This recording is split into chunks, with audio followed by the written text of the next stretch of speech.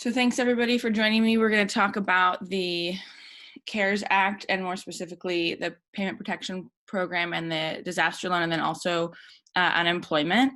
I have taken it upon myself to be learning a ton of information about this, and I'd love to be able to share it with you all.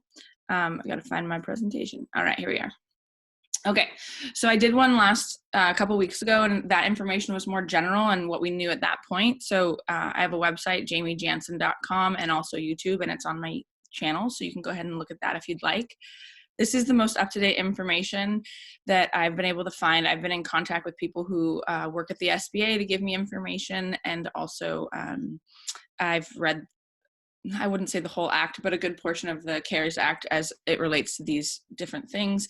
And so I'm going to present it.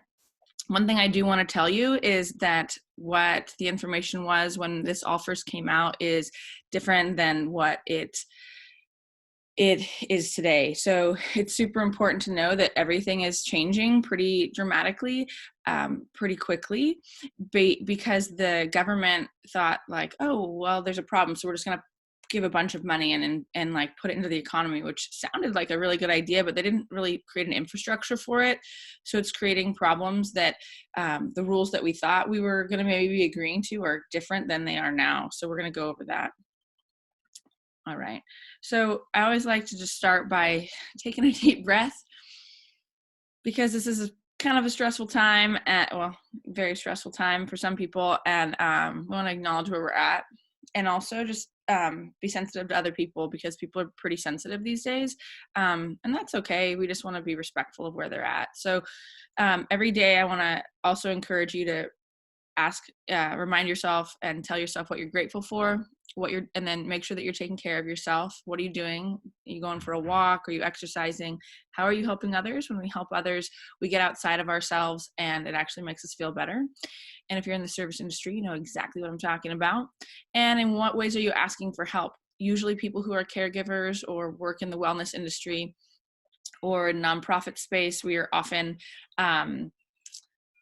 always seeing how we can help others. So this is a really great opportunity for you to be able to ask others for help.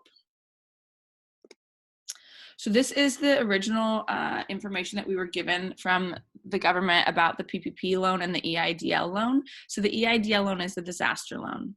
The PPP loan is the Payment Protection Program. So the maximum loan for the CARES Act loan, which is the PPP loan, is $10 million. You have to have less than 500 employees, and the money could be all forgiven. And the interest rate was 4%, and there were no fees for this loan. And the maximum term was to pay back was 10 years. And you didn't have to start paying it for 6 to 12 months. The disaster loan, the EIDL loan from the SBA, both are from the SBA.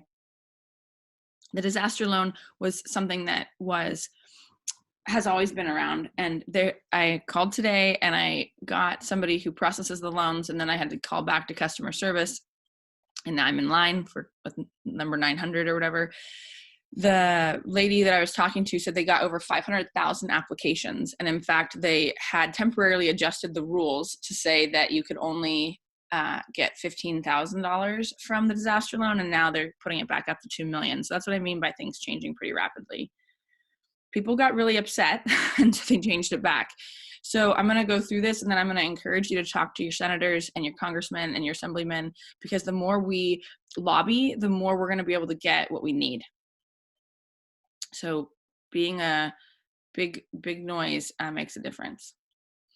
Okay, so how do you calculate? So I know some of you on the call have already gotten the loan. So if you haven't gotten the loan yet, or you haven't applied, like this is really good for you. If you have already gotten the loan, share it with somebody else. If you're self-employed, your net profit counts as your income. So I was a sole proprietor this last year, and I also have, the business is 44 employees. So with that business, we had a net profit. So that net profit is up to $100,000. Can be counted as your net income. So if you're a sole proprietor, if you're an independent contractor, if you work as an employee somewhere else but then have your own business, you can still apply for this loan, and and then you'd be self-employed. Obviously, if you have an LLC, you can apply for this as well. and then you would have gotten paid from your LLC. But the most confusing part, I think, for people was the self-employed or gig workers part, or 1099 employees. So if you're self-employed, your net profit counts as your income. Now, if you're a self-employed and you didn't pay taxes, then you have to do, and you didn't pay taxes in 2019, or if you haven't at all, you need to still do a profit and loss statement. So I run an Airbnb out of my home. And so what I did was I did a profit and loss statement. So I did the total income, which was about 96,000. The total out, the expenses was about 65,000. So I made 45,000. And then and again, this is a profit and loss. I did it on literally on an Excel spreadsheet or a Google sheet. And I put 45,000 and some change. And then I divided that by 12 and multiplied it by 2.5. And it was 9,500. And that's what I got for my PPP loan. So salaries, commission, wages, and tips would be included. The employee benefits, if you have employees and their benefits, any state and local taxes is assessed on their compensation. That all is included in the loan calculation. And so if you have any employees that are making over 100,000, they have the amount that you can claim has to be at 100,000. So also for your P&Ls that you're going to turn in if you haven't done your 2019 taxes, the medical leave and the sick leave is included. And also any, like, I didn't have health insurance. Don't don't get me in trouble for that one, but I didn't have health insurance, but I did go to the doctor. And so I had about $10,000 in medical bills that was able to go on the PPP loan as something I could get repaid, or, count toward my income basically. So you're going to include all of this for the year. And then what you're going to do, dental and medical, and then you're going to divide it by 12 and then multiply it by 2.5. If you're an independent contractor, if you're self-employed or sole proprietor, don't wait, fill it out. Super important, because you can get this money forgiven. And let's say you don't spend it on what they're wanting you to spend it on, the interest is 1%. So that is the best loan that you could possibly get. Now, the thing is that when you fill out the PPP loan, you can go to the SBA.gov website, and it's very clear, disaster loans, and then it says PPP loan. You click on it, it'll download an application. That application is where you're going to fill it out, and then you're going to submit it with your other forms to all the banks that you're going to, because the banks are the ones dispersing the money, and the process is you submit it to the banks. Some banks have it embedded in their website. So you go to their website, you fill it out, you upload any documents if that's the process that they have. And then the lender looks at it, they take it to an underwriter, the underwriter then approves it, and then it gets submitted to the SBA. You get an SBA number, and then you wait until it gets funded. So that is typically about 5 days. I know some people who got it funded immediately. Some people, again, it's 5 days. And then the bank, if you don't have a bank account there, they'll probably make you open a bank account there, which is really, really a good idea, because you want to have this money separate from your other money. You have to claim where it went so that you can basically get it forgiven. Now, if you're a sole proprietor, an independent contractor, or self-employed, like you work for yourself. So it's going to be interesting to see like how that, like if it's for like people's wages, then you would maybe write yourself a check from that account to your other bank account. So it looks like you're paying yourself, and then that could be forgiven. All right. I'm going to go through that. Yeah. So where did I apply? So I was pretty fortunate to get the application done pretty quickly, and I applied to probably over 20 different banks, and I'm going to share exactly where I went so that you can hopefully go there too.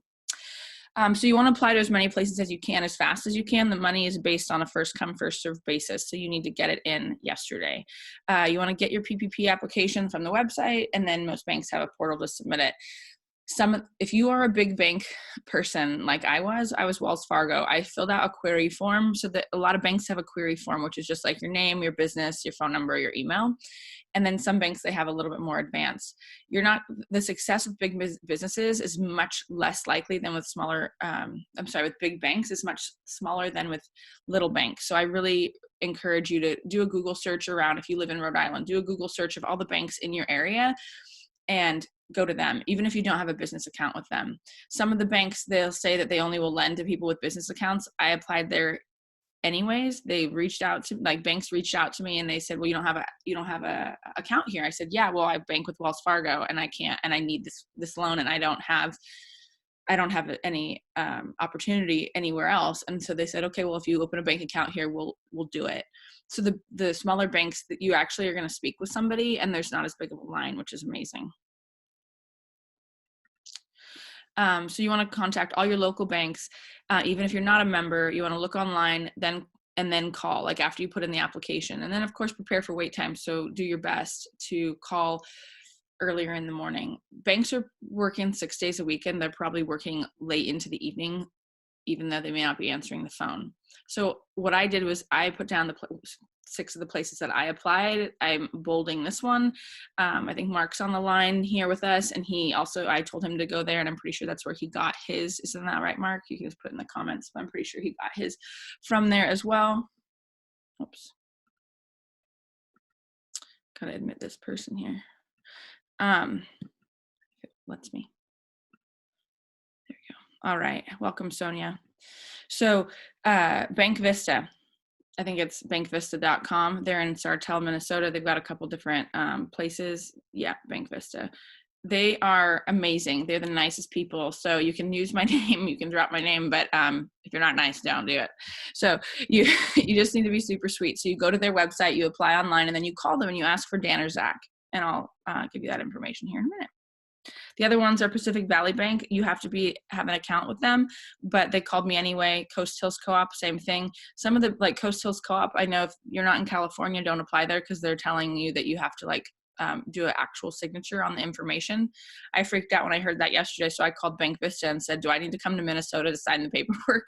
And he laughed and said, as much as we'd love to see your face, no, don't come. We're gonna sign it. Okay, so this is how you do it. You submit online, you call them immediately, you ask for Dan or Zach, and that's it. There's their number. I'm going to leave this up so you can write it down. Also, there's going to be a recording of this. There's 20 people who saw it yesterday, and about 30 people I communicated with probably through my software company. So I probably told 50, 60 people. They are definitely getting busier because we've started talking about them. They're really appreciative, and the reason why they would do something like this for you and they're not just being nice is they get something out of it. So the bank gets 1%. They get 1%. So they get some money, which isn't a lot, but then also you're opening up a bank account with them. So now if they have a couple extra $1 million or even $10 million or $20 million for combined money that's sitting in their bank, they can invest that money or do something with it until we spend it. So this is benefiting them as well, and they're really grateful that we're working with them. So it's a win-win situation. It's really cool. All right.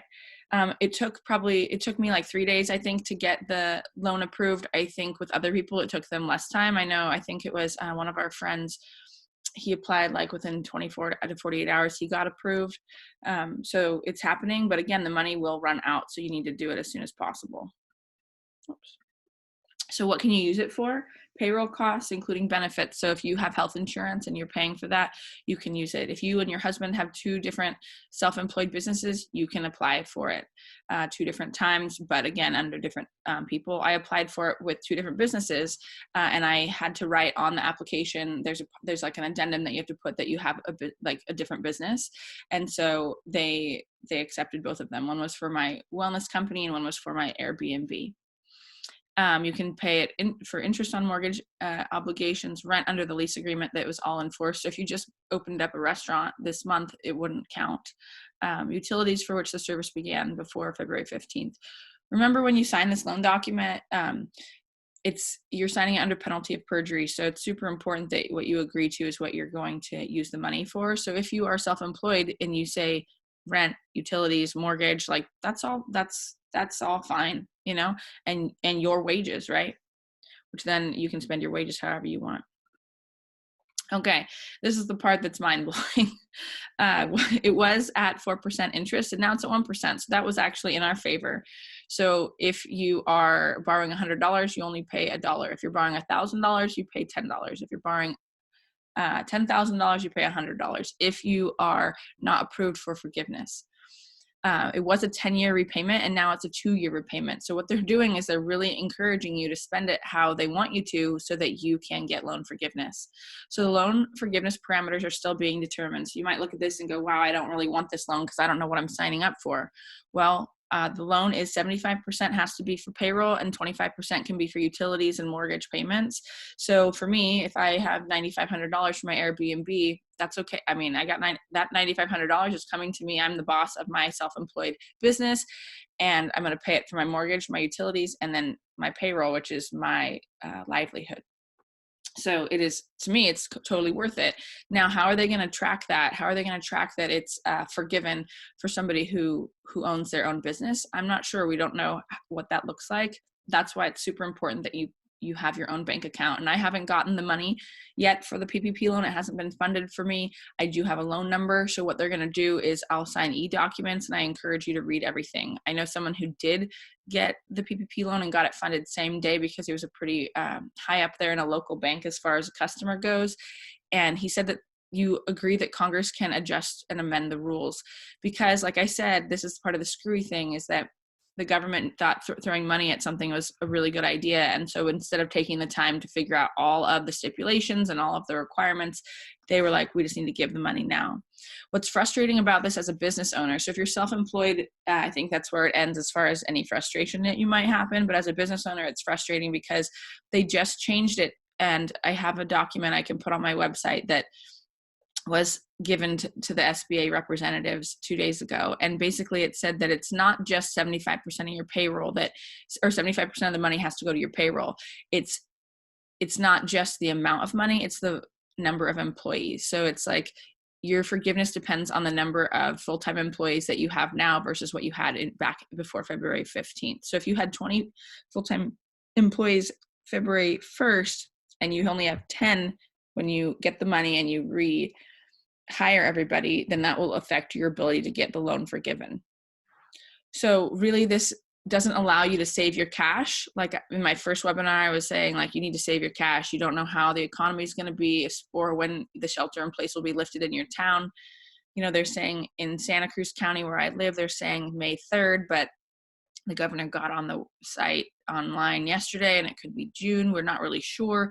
So if I get funded on Friday, which is when I should be getting funded, or maybe Monday or Saturday, then that's the origination date of the loan, which means I have 8 weeks to spend the cash until July 31st, I believe. So 8.5 weeks. And so then what do? I have to rehire everybody and we can't work. So what's great about all these things is that it's really helping the employee. So the employee is going to get stimulus checks. So they're going to get $1,200. If they made under 150,000, they're going to get $500 for each child, which is amazing. If they're on unemployment right now, starting March 29th, and we'll get into this in a minute, but they'll get also an additional $600, which is awesome. And then then maybe they won't want to come back to work. So the business owner is really in a screwy place, and it makes it really challenging.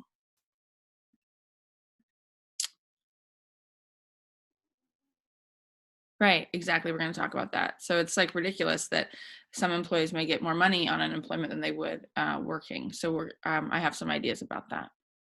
Okay. So the forgiveness terms, you'll owe money if you do not maintain your staff and payroll. So your loan forgiveness will be reduced if you decrease your full-time employee headcount. So 2 part-time people equal 1 full-time person. The level of payroll, your loan forgiveness will be reduced if you decrease your salaries and wages by more than 25%. So if you're self-employed, this doesn't really apply to you because you're not going to decrease your wages. Well, I mean, it could, because you might owe more on your mortgage. Remember, only 25% on your rent or mortgage or utilities, and then the rest has to go to your wages. Rehiring, you have until the end of June 30th to restore your full-time employment and salary levels for any changes made between February and April. So here's the deal. You have until June 30th, but it depends. If the shelter in place is working and they're able to lift restrictions, then maybe June 30th will be all up and running. But if crap hits the fan and people are getting super sick, they have to change this. It wouldn't make sense. So that's why they're still saying, like, hey, we're going to adjust this depending on kind of what's going on in the world. The whole point of this loan is to try and not negatively affect the economy as much as possible and get those 16 million people who are unemployed back to work. Okay, so we're now moving on to the disaster loan. Any questions about the PPP loan? And you can ask questions anytime. So if you're self-employed, if you're an independent contractor, I really, really, really encourage you to do this. I have a bookkeeper who works with me, and he initially with the PPP loan, I thought that I could include 1099 workers because initially they said you could, and then they changed it. So when I submitted my form initially, they were like, oh, you get $30,000 less because the independent contractors, you cannot help them. But then I was able to include my net profit, so it kind of balanced out. So the 2 independent contractors that work with me, they each applied themselves, and one of them got 9,500 and the other one I think got 20,000, just depending on how much they made each year. So that's pretty cool. Okay. So the EIDL is the disaster loan. This is the one you apply for at SBA.gov. So it's a $10,000. So you get a $10,000 grant based on the number of employees. Again, this is what changed, why I have my little mind-blowing emoji. So the $10,000 grant is based on the number of employees. So let's say you're a sole proprietor. So I'm a sole proprietor and I have my Airbnb, which is my business. I get awarded $1,000 for each employee. I'm the only employee, so I get $1,000. For my other business, I have 44 employees, and then I have a medical company as well that I'm a manager of, but not an owner of, and that has 33. So I should be getting 2 $10,000 grants plus $1,000 for my Airbnb. As of April 10th, the EIDL they maxed it at $15,000. So you'd get the $10,000 grant and then the $15,000 to make it a total of $25,000. They just changed that back to $2 million because people were complaining and were freaking out. So if you are unhappy with anything that you're hearing, you need to complain. I'm unhappy that the business owner has no working capital, and the only working capital that they're going to get is money that they have to pay back. So please, please, please, complain and lobby so that they can hear our opinions and what's going on. They gotta do something for us. Jaimi, can I ask a question right here? Yeah, go ahead. When I applied for the SBA loan, I just filled out this application, but I didn't ask for the loan. I just basically said, here's my information, and yes, I want the advance. Was there something else that I was supposed to fill out to actually ask for a loan amount? Because I didn't get that, and I haven't gotten any money yet either. So okay. So I applied on the 18th of March. So I applied pretty early, or maybe it was the 20th, but I applied pretty early and it was a 6-hour application, and then they made it really, really short. So if you go online to the SBA.gov, it'll say, did you want to be considered for the $10,000 grant? And you say yes, and you click the button, you put in your bank and your routing number. Then there's a couple more pages and it's super easy. And it's what's your cost of goods and maybe what's your... Yeah, I did that one on the 31st, correct. Right. So then what they're going to do is the way that they figure it out is the loan amount is determined by your payroll and your cost of goods. That's how they're going to award you. So I have a friend who applied. She applied on the 16th of March, and she was another person who filled out a 6-hour application. But basically the way they awarded her is her business sold $1,096,000 in goods and services. They awarded her pretty much half of that. So $530,000. So she got the loan application, or the loan terms. It was 1.5 inches thick. With anything over $25,000, there is a guarantee. So if you want this money and you do not want to do a personal guarantee because you're nervous and you don't want to put up your house or anything, it's $25,000 is the most that you can get. Now, a personal guarantee would be, I called them and they don't really want your house. What they would want is if you're a massage therapist, they'd want your tools of the trade. Or for me, if I wanted to get $500,000 and I made $1 million in my business, I would have to put up the equipment that I have in my facility. So they basically would take away the ability to do work, I think was what they're saying. I haven't gotten the loan documentation. That's why I'm on hold at number 900 today to kind of see where I'm at. But you should get that money put into your account. I know another local company today got her $10,000 put into her bank account today from this. Also, people are starting to get the stimulus checks. So if you filed your taxes online and gave them your routing number to take money out of your account, you just got the money directly deposited. Otherwise, you'll be getting a check. Does that answer your question, Cindy? So you're fine. You just have to wait. I just have to wait. I just got something that said, dear applicant, we're waiting, but I haven't gotten $10,000. I haven't gotten anything. Right. Yeah, so I'm going to call today and I'll learn some information and I'll share it on social media, and I can email you too. The other thing is there was over 500,000 applicants. So right. They were capping it, and they were saying we're not going to let anyone else apply, and people just freaked out. So yeah, I think people communicating to their representatives is super, super important because it will help. Okay, I see another question there. Let me see if I can get to it. I'm in the same boat, Cindy. Yeah, a lot of us are. Yep. Yeah, so no, let me answer that again. So if you have 2 employees, you would receive $2,000 for the grant, not for the loan. The loan is based on your cost of goods sold. So the grant is the forgivable part of the loan. So if you got $500,000, 490,000 would be a loan at 3.75%, and 10,000 would be a grant.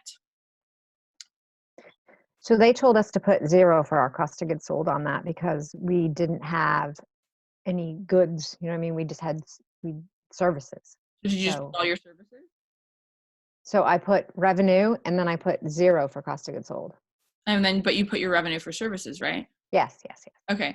So I think what's going to happen is you will be assigned a loan officer and you can like amend it if you need to. Okay. So same thing with the PPP loan. Like I worked with somebody and they were like, oh, you should only get this amount of money. And I was like, no, because I read that it includes my net profit. And he's like, oh, you're right. And he like put the number in, then he sent it to the lender for approval. So, or the underwriter. So that's why it's important to, at least when you do the PPP loan, talk to the bankers. Zach or Dan are the people at the Bank Vista.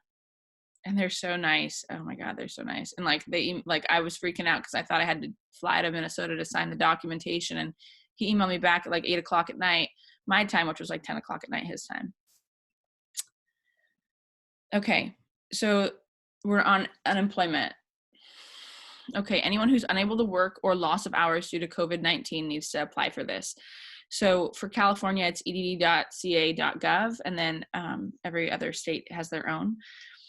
If you're a gig worker, an independent contractor, or self-employed person, you would get pandemic unemployment insurance. For everybody else who's an actual employee, so there's someone on the line, I think, who's an employee of my medical company, so you should be applying for unemployment. Now, if you get $1 of unemployment, you qualify for pandemic unemployment insurance. So you want to apply. I applied, I'm self-employed. I applied for the unemployment and I was awarded $0 because I never paid into the unemployment insurance fund. So as a self-employed person, you have the ability to pay into that. I'm guessing most people don't because they want to keep as much as of their money as they possibly can. So unemployment benefits will be awarded 13 weeks longer for a total of 39 weeks. So I believe that is still true. So this is not the pandemic unemployment, just unemployment. You can start filing and claiming as early as the 27th, and the $600 a week, you would get that, but again, they changed the rules. So the $600 a week starts as of March 29th. So any unemployment before March 29th, you will not get the extra $600, which makes sense because the law was passed, the CARES Act was passed March 27th. So if you're self-employed, they're saying that the amount you would get on unemployment would be based on your previous taxes. And then again, we talked about the stimulus checks. If you file online at the edd.ca.gov for California, it takes 2 to 3 weeks to get a check.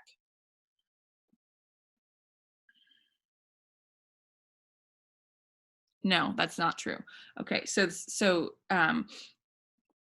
again, the government decided to just throw money at a problem without the infrastructure. So we are waiting on their ability to create an infrastructure to deliver this money. So if you are unemployed and you're self-employed, you can get that $600 a week. Absolutely. You probably won't get any. They said that you would get unemployment benefits based on your 2018 or 2019 tax filing. I didn't file 2019, so it'd be based on 2018. However, they haven't figured that out yet, but they do know that by the federal government, and that's kind of like for the state, but the federal government is committing $600 starting March 29th for anyone who had loss of hours or wages. How they're delivering that money, that's the tricky part. So some people who have gotten $1 at least in unemployment, they're just getting that $600 tacked on. If you're self-employed, if you're a gig worker, an independent contractor, how you're getting that money, they're still figuring it out.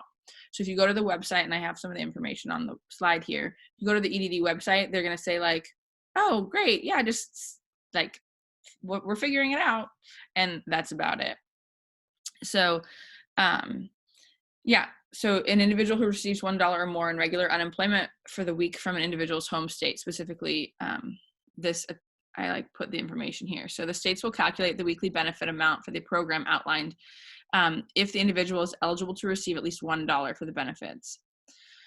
So those entitled for this payment will receive $600 weekly payment until July 31st. This additional payment will not reduce any other unemployment compensation. So if you have employees, and we'll talk about people who are self-employed in a second, but if you have employees, they can get the $600 a week on top of their unemployment until July 31st.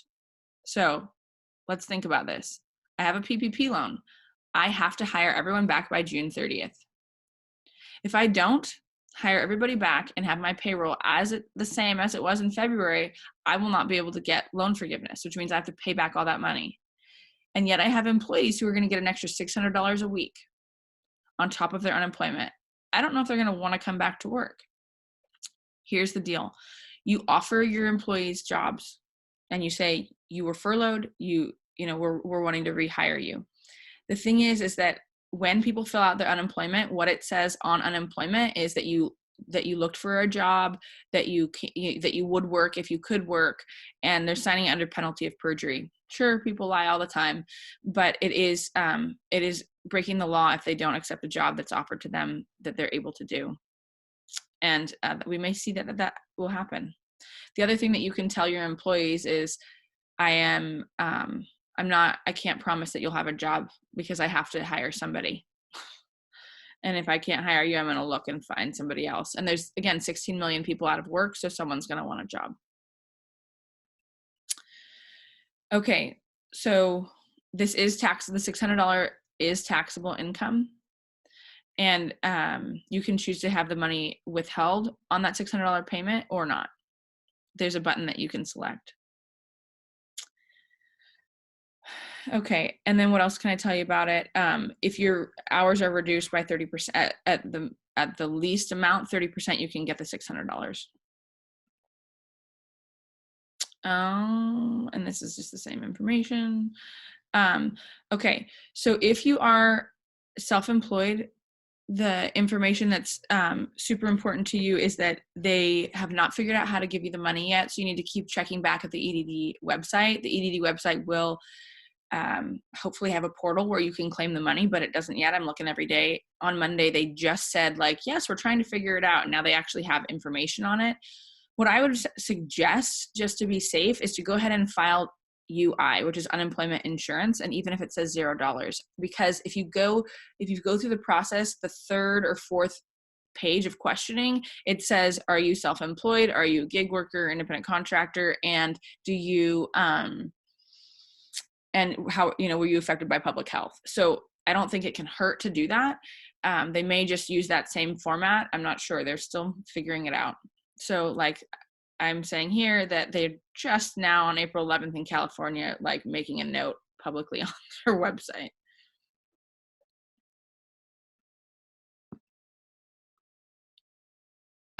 Okay, Nevada instructed you not to do that. Yeah, I know a lot of people who have, myself included, who did it because 2 weeks ago they said apply. So if you go to the website, it just says wait.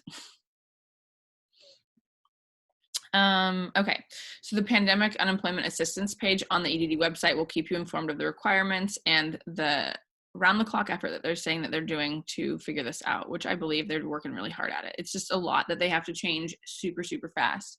And then the EDD will keep us posted on the CARES Act provision, establishing a new 13-week extension of benefits for unemployment.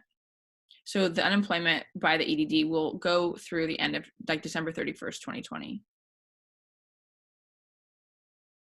Oh, okay. So Mark's saying that they instructed people in Nevada not to just apply if you are self-employed because it will delay the processing of when it becomes available. I don't know if that's true with California. Just read the website. So far, it didn't say either way. It just says wait if you're self-employed. So basically, they're kind of punishing you if you're self-employed because it takes longer. So you get up to 39 weeks of self-employment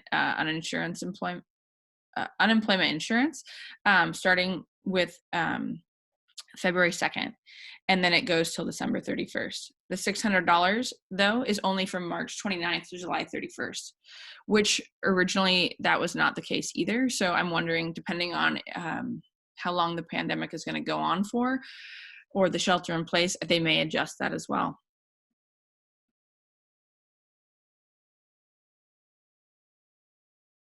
Right. Okay. Yeah. So in California, they said apply and list yourself as your employer. That's what I did as well. So if you're self-employed, that's what I would do.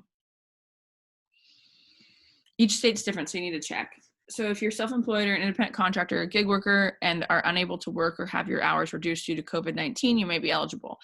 So one of the things that you want to be careful with is if you employ independent contractors and, okay, You can't employ an independent contractor. If you have independent contractors, you want to be mindful of what they're putting down, because the EDD, at least in California, there was a law that was passed in 2018, the ABC law, about making people turn into employees. The government in California really wants employees, because then the business owner is required to pay unemployment insurance and all that stuff and pay taxes on the money, whereas 1099 people are less likely to pay their taxes statistically. So I bring this up because if someone is saying that they're wrongfully classified as an independent contractor, the EDD will record that because they ask about it, and they will then come after that business now or later, and they will like ask for, like, they will basically do an audit, and when they do the audit, what will happen is they will see if that person is actually an independent contractor or should have been classified as an employee. If they're classified as an employee, that's a lot of fines and a lot of money to that business owner. So if you have people that are independent contractors, you might want to encourage them to remind them what their role is as an independent contractor, that they were not misclassified if in fact they were not. So you would get unemployment insurance if you were self-employed, if you chose the elective coverage and paid the required contributions, which most people don't if they are self-employed. So that means that the max you'll be able to get would be $600. Your past employer made contributions on your behalf. So maybe if you worked for somebody else and then you started working for yourself, you might be able to get unemployment. And then if you were misclassified. So one of the things that I super strongly recommend is that you stay organized. So this is just an example of a spreadsheet. I have a spreadsheet on my computer, and it actually has little tabs. So one of the tabs says bills, one of the tabs says credit cards, one of the tabs says loans. So I applied to probably, I don't know, 15 to 20 different places and for the PPP loan. And I had a spreadsheet of when I applied, when I submitted the query, if I only got to the query stage, and what I did. And then that really helped me to stay organized. For your company or your personal bills or whatever, definitely have a list and then make phone calls, call them. For PG&E, which is a local company or local-ish in California, for Pacific Gas and Electric, I think it's Northern California and Central California. They have a couple different things. They have the CARE program, and the CARE program gives a minimum of 20% off of your electric and gas bill. And then the FARA program, I think, is only for electricity.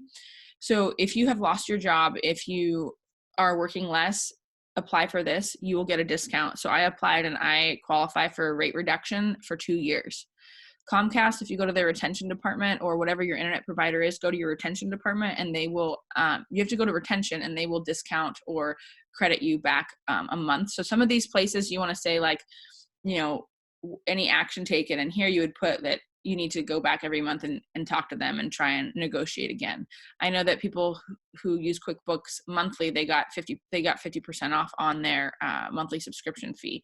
So please communicate. And then, like, I looked at my cell phone statement, and you can make payments, and they're not going to shut me off if I don't make the bills. So if you have a mortgage, you can do a forbearance plan. Be careful with the forbearance plan, because if you want to refinance, you can't refinance and do the forbearance. You can do one or the other. With the forbearance program, if you do own property, what they're going to do is, some companies are like, oh, it's only good for, like, we'll allow you to go into forbearance for 90 days. Well, the United States government, the federal government, said that you can do forbearance up to 6 months and then possibly another 12 months. So you're automatically, like, if your mortgage company is saying 3 months, that is not true. The federal government law in the CARES Act said 6 months. And so at the end of forbearance, what they're saying also is, oh, you have to pay a balloon payment. So take a deep breath, because I know that you probably won't be able to pay the balloon payment if you're not currently working. There's 16 million people at least out of work. Many of them are homeowners. So they're not going to just force everyone to do a balloon payment. So this is, if you need to do forbearance, like, this is the time to do it, because there will be another law that passes to make some other type of adjustment, like a loan modification or something. It's just impossible for them to just put everybody out on the street. I don't think it's going to happen.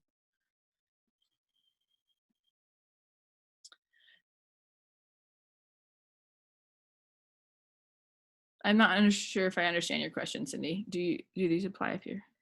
So basically, you're saying I'm not working because of the pandemic. Mm-hmm. However, my employer's still paying me because they got the PPP loan. So do I qualify for a reduction in, like, you know what I mean? Like, I'm so, Yeah, so that's the confusing part, right? So this is you're like in this loop. You're right, like, exactly. So this is how it would work.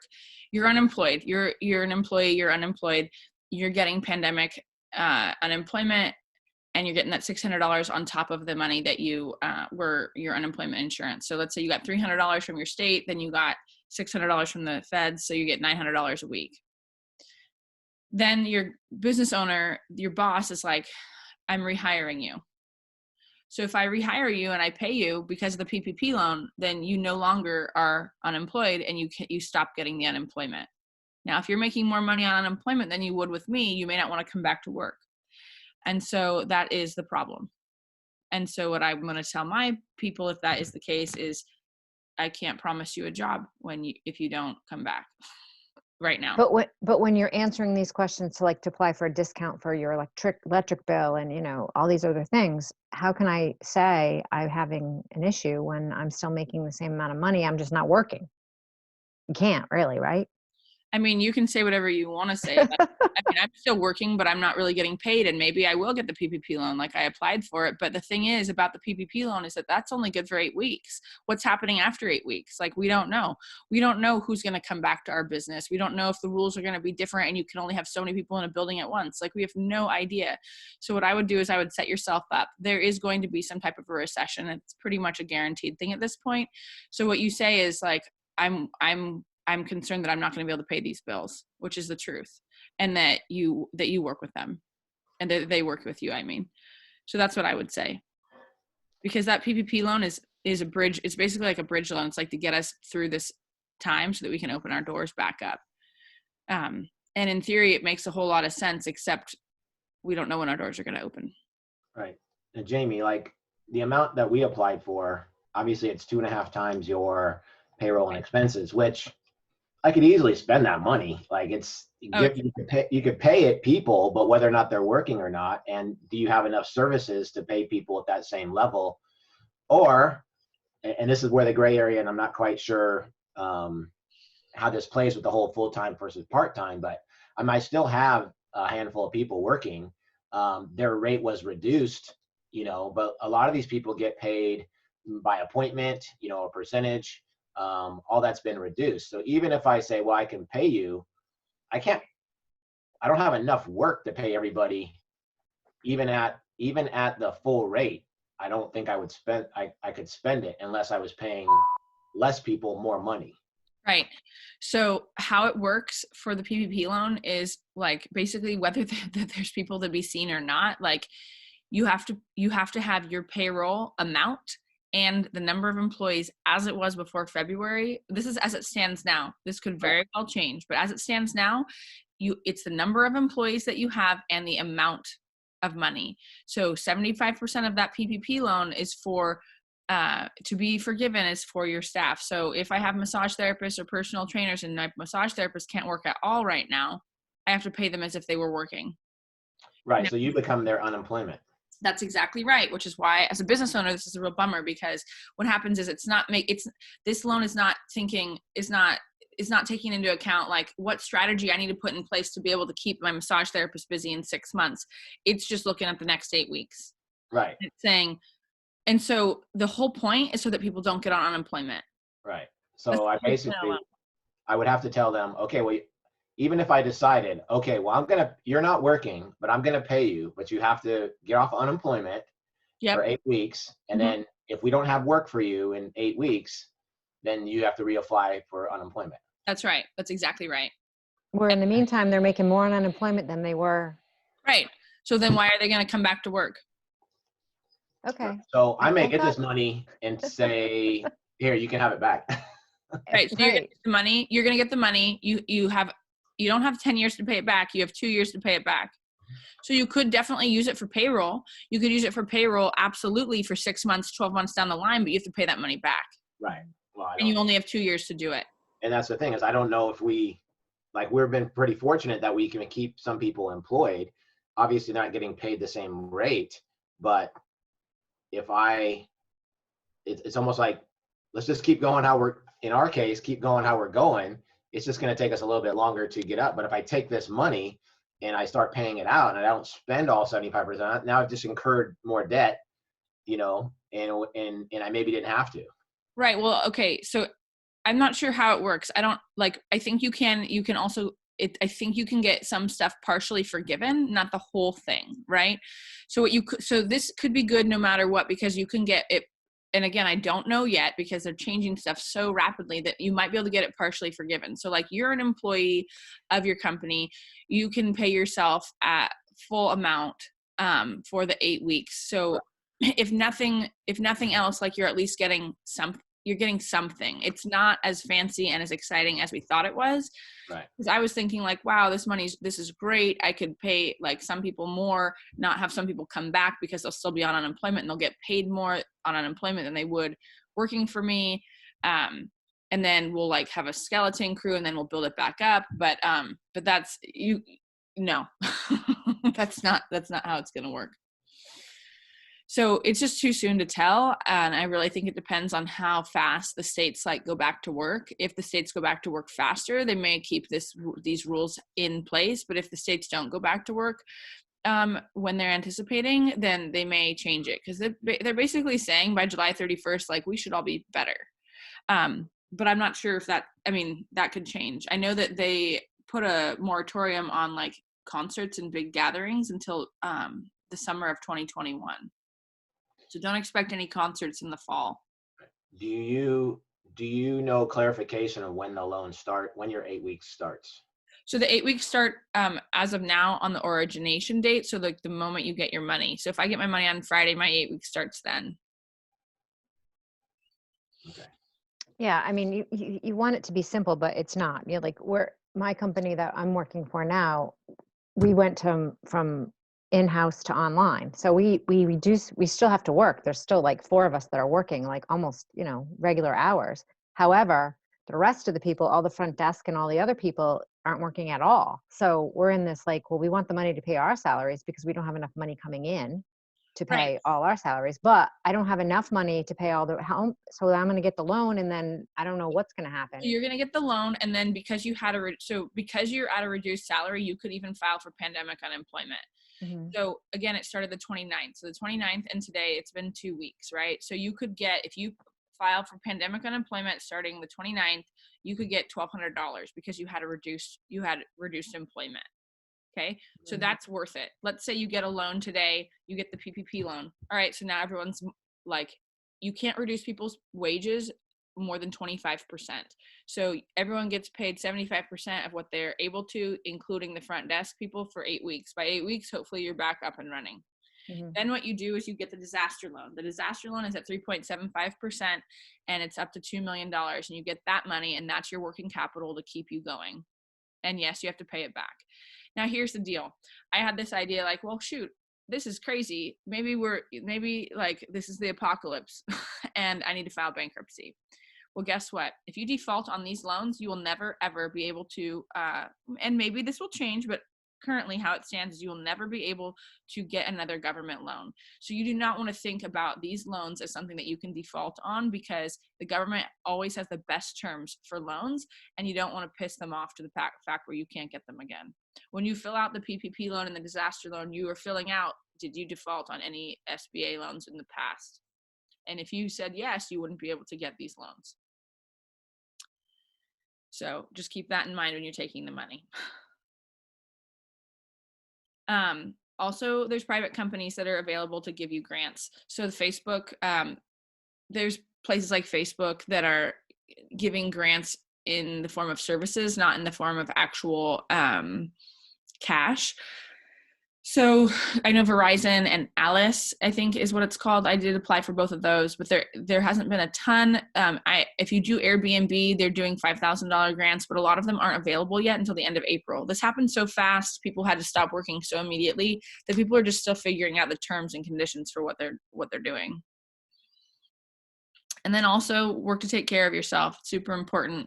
Remember that exercise and mindfulness can boost your immune system by over 50%.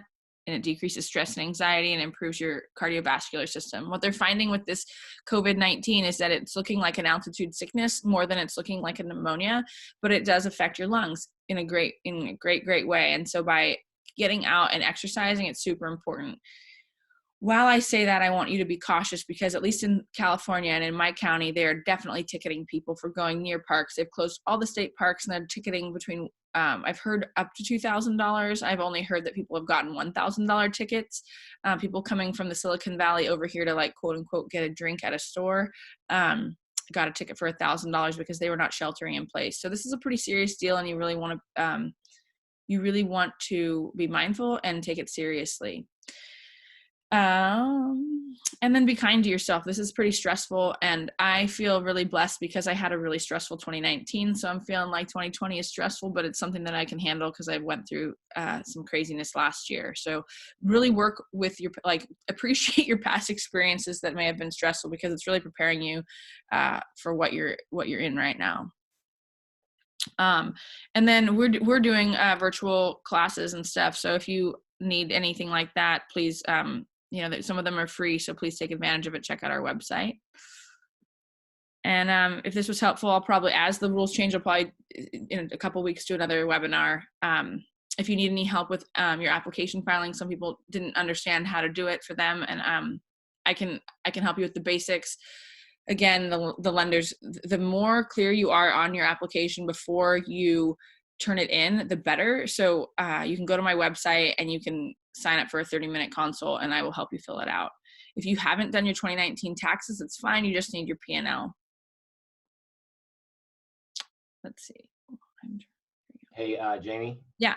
Since today is normally the tax day, I haven't looked this up yet, but we don't have to file an extension today, do we? No, Normal don't. practices? Okay. Right. So April 15th, yep, taxes are due, except for 2020, the first time probably in like the recent history. Taxes are going to be due July 15th, and you don't have to do anything. You just have to file. July 15th is the new April 15th. So you need to file your taxes and pay your income tax July 15th. And if you can't do that, file an extension by July 15th, and then taxes and penalty, like if you don't pay your taxes then and you file an extension to October 15th, that's when your taxes will be due. That's the extension date.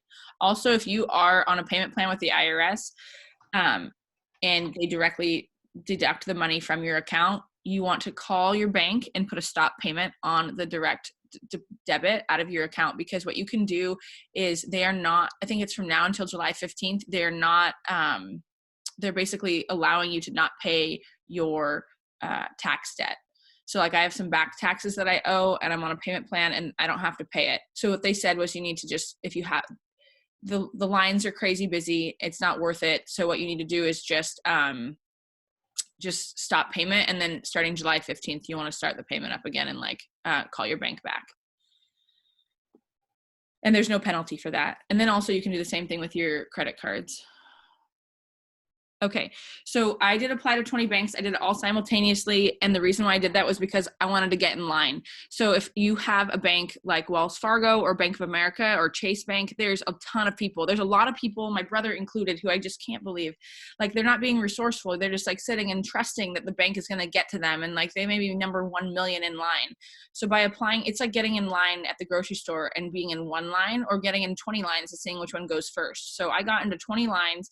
And then I was able to get my PPP loan. Now, again, I haven't had it funded, but what I did was I got in line at a bunch of different places, and now I'm starting to get emails back saying like, oh, you need to fill this out still, or you need to do this. And I'm rescinding the application. Cindy, do not wait. You will not get something from Wells Fargo. You need to apply other places. Do not you apply to as many places as you can. You can't get more than one loan, which means you can't accept more than one loan, but you can apply everywhere because you aren't agreeing to anything yet. You're just trying to apply. So please don't wait for Wells Fargo. They will not, and they even tell you on their website, like, don't wait for us, keep applying. It's just not worth it. Yeah, they did. They said, go somewhere else. I'm going to try Bank Vista. Yeah. And Gusto. I have a call with Gusto tomorrow. Here's my email. Here are my websites. Follow me on social media. My whole thing is trying, like, if we can all survive this and get through it together, like our community is going to be that much stronger. And I just am grateful to be able to be a resource. It also helps me to learn. It encourages me to keep learning about this stuff so I can be a resource for all you all. If you have any questions, don't hesitate to email me or chat me right now. And yeah, that's it. Any questions? Thank you. At least I know I'm not crazy. No, you're not. You're definitely, Because I felt like I was crazy. no, the frustrating part for me is that people are waiting and they're just not doing anything. And that is like, to me, it's like heart-wrenching. Like, there's resources available, and yes, Mark, they're not as good as we thought they were, but they're there. And so we need to just take advantage of what we can, because this is our livelihood and we have to help ourselves. We have to take initiative. And there's a lot of people that are just, they're not applying. They don't know any better. They're photographers. They just don't have a clue. And even if you work, like, I'm encouraging like all my massage therapists, if they work part-time with me and they have their own business, they need to be applying for this stuff. A couple $1,000 is, I mean, even the SBA disaster loan, you can get $1,000. Like, dude, take the money. So, so yeah. Any other questions? So much. Yeah, you're welcome. My pleasure. My pleasure. If you need anything, just send me an email and I can do my best to help you or point you in the right direction. Thanks. Great. Thank All right. you. Have a good one, guys. Thanks, Jamie. Yeah. Bye.